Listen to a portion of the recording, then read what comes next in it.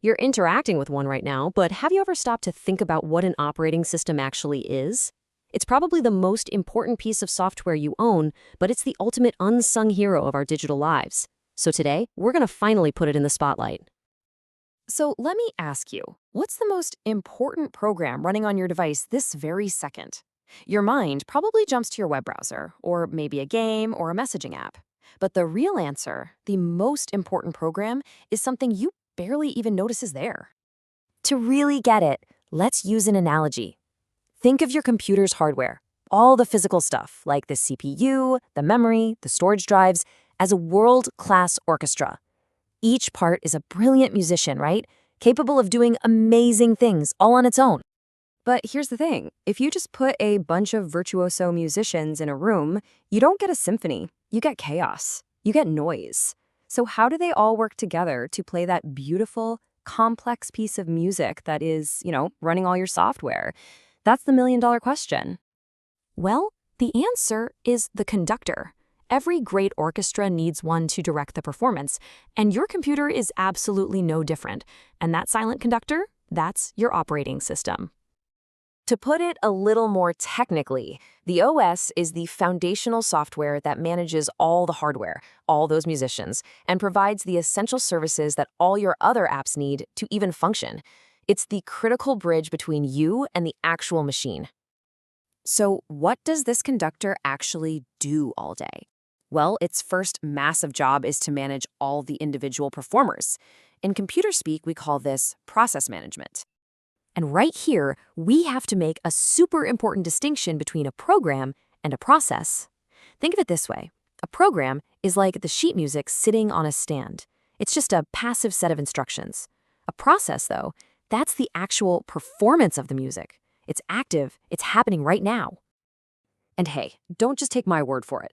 The classic textbook Operating System Concepts puts it perfectly. A program is just a file.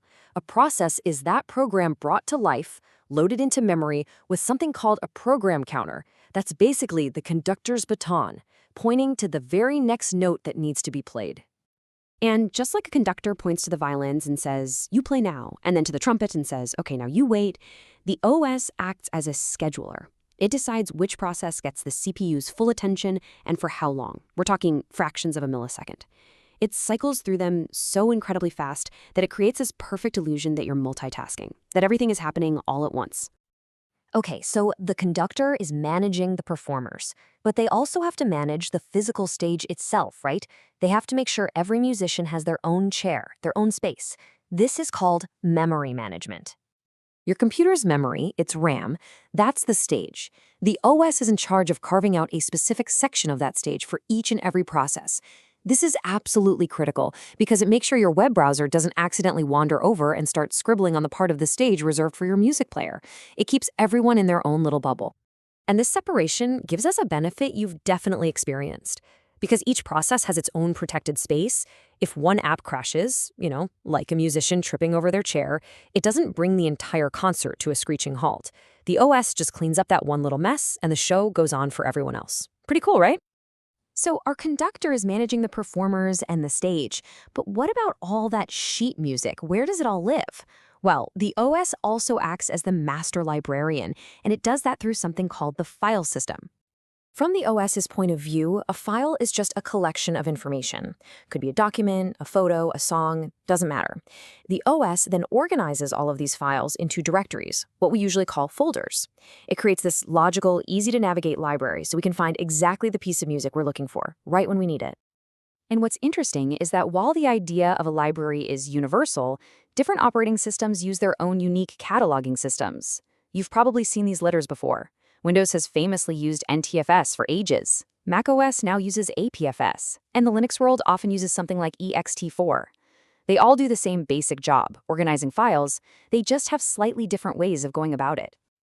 All right, but our orchestra isn't playing in a vacuum. It needs to interact with the world around it. The stage lights, the microphones, the broadcast to the radio.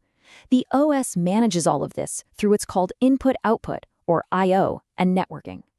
Now here is a really crucial point. Your applications can't talk directly to the hardware. They're not allowed to. When your word processor wants to save your file, it has to politely ask the operating system. The OS then takes that request, makes sure it's legit, and then translates it into a language the storage drive can understand. This whole process acts as a gatekeeper, and it's what prevents total chaos and keeps the system stable. And it's the exact same story for networking. The OS handles all the nitty-gritty, complex details of network protocols.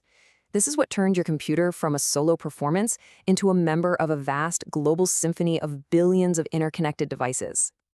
So, when you step back and you put all these pieces together, it becomes crystal clear. The operating system is without a doubt the hardest working program in your machine. It's the true unsung hero. I mean, just think about it. It's the conductor managing every single running process. It's the stage manager carefully allocating every byte of memory. It's the head librarian meticulously organizing every single file. And it's the communications director handling every interaction with the outside world.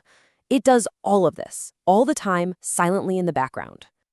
At the end of the day, it all comes back to this one simple, powerful idea.